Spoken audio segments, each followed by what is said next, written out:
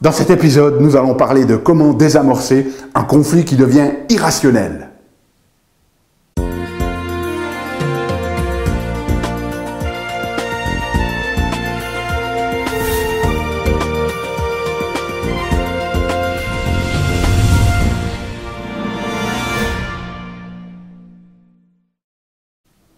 Parce que la vie est bien trop magique pour être petite et que nous avons tous besoin d'une prescription pour grandir en conscience et faire que nos rêves dévorent notre vie. Bonjour, je suis le Dr Yannick Pauly. Bienvenue à un nouvel épisode d'une grande vie où chaque semaine, je vous propose de découvrir des stratégies pratiques pour grandir en conscience, qu'elles soient d'ordre physique, émotionnel, psychologique ou spirituel, parce que c'est cette conscience qui est au cœur d'une vie pleinement vécue et de notre évolution en tant qu'être humain. Alors, cette semaine, nous allons parler de qu'est-ce que vous pouvez faire lorsque vous êtes dans une situation conflictuelle avec une personne et puis que l'autre personne pète complètement un câble et que les choses deviennent irrationnelles. Si vous êtes intéressé par ce thème et que vous allez passer du temps à voir cette vidéo, eh bien votre attention elle est précieuse. Donc je vous propose de vous engager pleinement en téléchargeant notre feuille d'exercice et notre résumé des enseignements que vous trouverez dans notre espace collaboratif. Le lien est dans la description de cette vidéo. C'est complètement pas gratuit pour nous rejoindre. Vous pourrez échanger avec nous, poser vos questions, obtenir même la transcription de cette vidéo et télécharger cette feuille d'exercice. Donc, entrons dans le vif du sujet. Je vais vous proposer aujourd'hui 4 stratégies pour mieux gérer les conflits lorsqu'ils deviennent irrationnels. C'est issu des travaux d'un psychiatre américain qui s'appelle Mark Goulston, qui a écrit un livre qui s'appelle Talking to Crazy, comment parler aux gens qui sont un petit peu fous. Et il sait de quoi il parle puisque il a dans ses patients des gens qui, notamment une des personnes qui avait été arrêtée après avoir traqué obsessivement Britney Spears, une personne qui avait lancé une révolution, je ne sais plus si c'était en République dominicaine, enfin voilà, des personnages très hauts en couleur. Et donc, il va nous proposer 4 stratégies, mais avant ça, je vais juste vous proposer une histoire qu'il partage dans son livre. Et c'est une journée où ça se passe pas très bien pour lui. Et, vous savez, de ces journées, on aurait préféré ne pas se lever. Et donc, toute la journée se passe mal. Il est sur l'autoroute et puis, hop, sans vraiment faire exprès, il fait une queue de poisson à une personne qui la klaxonne, qui ensuite le dépasse et puis commence d'y faire un doigt d'honneur. Et voilà, les choses s'enveniment. Et quelques minutes plus tard, non de bleu, manque de bol, il est de nouveau un peu pas attentif et puis il fait de nouveau presque un peu une queue de poisson à la même personne. Et donc, l'autre vient de nouveau le klaxon, lui fait de nouveau un bras d'honneur, lui fait un point comme ça.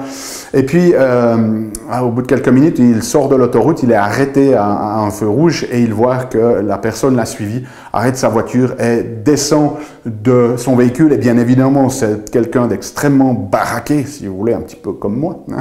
Donc, la personne vient très agressive comme ça et puis commence de taper à sa fenêtre. Alors, Mark Goulston descend sa fenêtre et puis, avant que la personne puisse lui crier dessus et lui faire est-ce que vous avez déjà une journée mais tellement horrible, tellement merdique que tout ce que vous avez envie, c'est que quelqu'un sorte un flingue et puis mette fin à vos souffrances.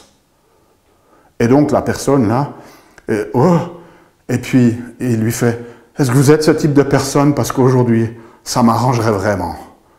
Et donc la personne dit, ouais non mais attendez, ça doit quand même pas être aussi terrible que ça, ou bien. Et donc, là, alors que, imaginez s'il avait dit, ouais, de toute façon, c'est vous l'abruti, ou alors, calmez-vous, vous ne devrez pas réagir comme ça, très certainement, ça aurait envenimé les choses. Et donc, là, le principe, c'est que, dès le moment où il y a un conflit, où il y a quelque chose d'irrationnel, on va entrer dans notre ego, et si vous arrivez à vous abaisser l'ego, et finalement, montrer à la personne qu'elle a raison aussi de réagir comme ça, eh bien, ça va désenvenimer cette situation, ce conflit irrationnel. Donc, plusieurs principes, 4 en fait, que nous propose le psychiatre Mark Goulston.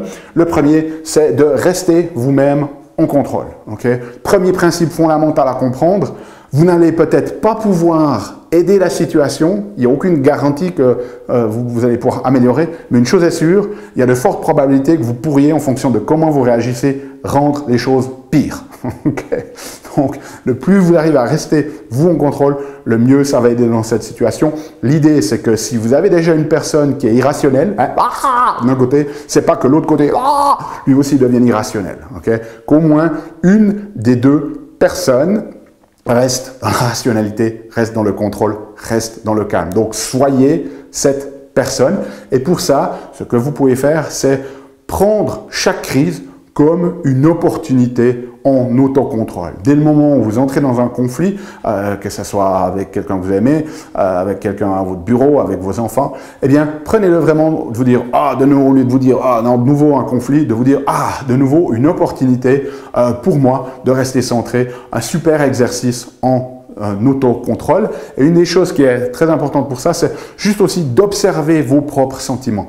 On a tous cette voix intérieure. Parlez-vous à vous-même de comment vous vous sentez. Pas besoin de le laisser savoir à l'autre en face parce que ça peut vraiment être bizarre. Mais ayez ce réflexe de, voilà, juste ressentir, de dire, oh là, je sens la colère qui monte. Okay? Juste d'être conscient de vos propres émotions et nommez-les à vous-même. Une autre stratégie qui est proposée par Mark Goulston là-dedans, c'est de penser à quelqu'un qui vous inspire. Par exemple, si vous imaginez que Gandhi est quelqu'un qui était dans l'autocontrôle, ben de vous dire, voilà, comment est-ce que Gandhi réagirait ou comment est-ce que Jésus réagirait ou peu importe, mais si vous avez une personne que vous admirez, que ce soit dans votre religion ou spirituellement, eh bien, essayez de vous mettre dans ses chaussures, dans sa peau et de vous dire comment est-ce que cette personne réagirait. Et puis finalement, dernier point très important pour rester en contrôle ici, cette première stratégie de Mark Goulston, eh bien, c'est en fait de se focaliser sur l'œil gauche de la personne. Alors pourquoi il recommande de faire ça? Eh bien, il faut bien vous rendre compte que dans la communication, les mots ne représentent qu'un petit pourcentage. Je crois que les études disent c'est environ 7%. Le reste de la communication, elle va être non verbale. Okay? Et donc, tous les gestes, la posture, le ton de la voix sont des informations qui vont vous être transmises. Et si vous avez une vision élargie de la personne et que vous la voyez, par exemple, gesticuler dans tous les sens, eh bien, vous allez être pris dans, finalement, toute cette forme d'information non verbale et vous allez avoir tendance à, finalement, presque partir dans une imitation. Et ce que recommande Goulston, c'est que si vous arrivez à avoir une vision tunnel, si vous voulez, de juste vous focaliser sur un œil, eh bien, ça va empêcher de vous faire tomber dans toute cette gesticulation, si vous voulez, qui a de fortes chances de vous faire vous embarquer dans l'irrationalité de la personne. Donc, n'oubliez pas ça, focalisez sur leur œil gauche, hein, sur l'œil gauche ici. Okay. Deuxième stratégie proposée par Goulston, notamment si c'est un conflit avec votre partenaire, avec quelqu'un que vous aimez, quelqu'un de cher, eh bien, ne prenez pas ce que la personne vous dit littéralement. Hein. Si, par exemple, la personne vous dit « Ah, je te déteste, je te hais, j'ai envie de divorcer. » Okay? Ne prenez pas les choses différemment, très certainement, elle ne le pense pas. Et donc, si vous en rajoutez « Quoi, tu me détestes, moi je te déteste aussi, moi aussi je veux divorcer. » Eh bien, les choses vont s'escalader. Restez dans la notion que cette personne, elle est juste finalement en train d'exprimer une souffrance et donc valider leur ressenti. C'est-à-dire, je te hais, je veux divorcer. Eh bien, posez la question, c'est-à-dire, ah, ben, je comprends qu'en ce moment, là, tu es vraiment en colère, et puis ça se comprend avec ce que j'ai fait, c'est justifié. Mais est-ce que tu me hais vraiment? Est-ce que tu veux vraiment divorcer? Ou est-ce que tu es juste déçu complètement par mon comportement? Et ça va déjà aussi calmer le jeu. Okay? Donc, n'escaladez pas les choses, ne répondez pas, gardez à l'esprit de ne pas prendre littéralement ce que la personne dit, validez son ressenti. Oui, je comprends que tu sois extrêmement en colère en ce moment avec ce que j'ai fait, et surtout, excusez-vous, okay, de manière authentique, et demandez lui de préciser hein, ce qu'elle ressent. Okay? Là, tu me dis que tu me hais, mais est-ce que tu me hais vraiment ou bien est-ce que c'est une autre émotion qui est derrière? Oui, effectivement, je suis vraiment en colère contre toi. Je suis vraiment déçu parce que c'est la 25e fois que je te demande de sortir les poubelles. Tu ne le fais toujours pas. Okay? Donc, demandez de préciser les choses. Excusez-vous authentiquement. Okay? Un excuse du cœur, pas une excuse de la tête. Eh bien, ça va aussi faire désescalader les choses. Ensuite, troisième stratégie que propose Dr Goulston ici, c'est la stratégie EEC. Donc E, c'est en fait pour excuse, ok? Donc excusez-vous, mais excusez-vous vraiment de manière précise, plus spécifique possible. Si effectivement la personne s'est énervée après vous parce que ça faisait la 25e fois qu'elle vous demandait de sortir la poubelle et que vous l'avez toujours pas fait, dites-lui, ben, je m'excuse vraiment de ne pas avoir sorti ces poubelles. Je sais que ça fait la 25e fois que tu me le demandes et que je l'ai toujours pas fait. Je m'excuse. Ne soyez pas juste dans désolé. Okay. Ayez vraiment une excuse authentique. Ensuite, le E de la formule EEC, c'est empathie.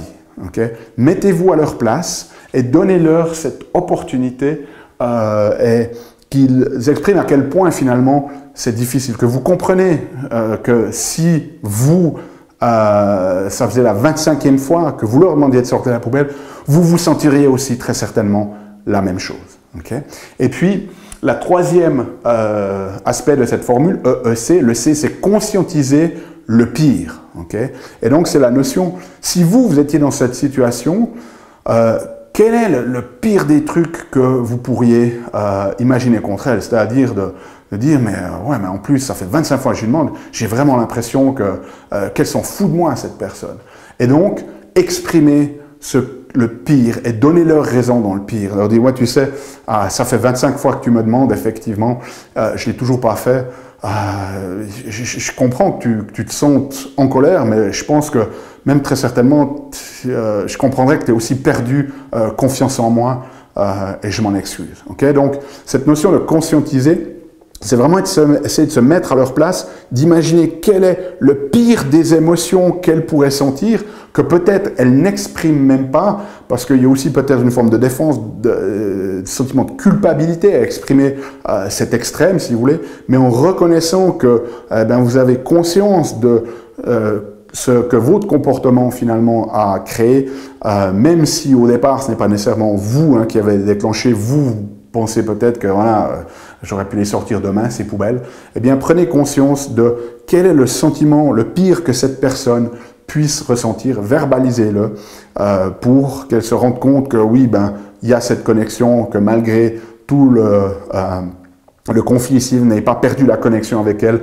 vous êtes encore capable d'avoir l'empathie pour ce qu'elle ressent, c'est très très important. Et puis finalement, quatrième recommandation ici, c'est de garder une orientation future. Donc, le conflit est en train de se passer ici, mais si vous voulez le désenvenimer, désescalader, eh bien, il va falloir se focaliser sur le futur, pas sur le moment présent et pas sur le passé. Parce que si vous passez dans « ouais, mais toi, tu avais fait la même chose il y a 6 mois », vous faites escalader. Okay? Donc, l'idée, c'est de vraiment, maintenant, on arrête de tourner en boucle, on se tourne vers le futur et de se dire « ok, j'ai compris, vous êtes excusé, vous avez montré que vous avez cette empathie pour la personne, vous avez désescaladé les choses et là vous dites, ok, qu'est-ce que tu aimerais que je fasse différemment la prochaine fois? Eh bien, j'aimerais que quand je te demande de sortir les poubelles, soit tu le fasses, soit tu me dises que tu es occupé en ce moment et que tu le feras demain matin. Ok, parfait. Donc, simplement, demandez à la personne ce qu'elle aimerait que vous fassiez différemment dans le futur. Ne demande pas « qu'est-ce que tu aurais aimé que j'ai fait là, dans ce moment-là ?»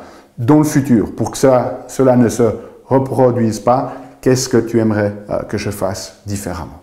Et puis, aussi, profitez de demander une faveur. De lui dire « est-ce que je peux demander une faveur que si tout d'un coup, voilà, mon comportement ne te plaît pas, est-ce que tu n'es pas obligé de l'accepter, cette faveur, mais si tu peux, est-ce que ça serait possible qu'on en parle calmement plutôt qu'on parte directement dans l'agressivité où je me sens attaqué.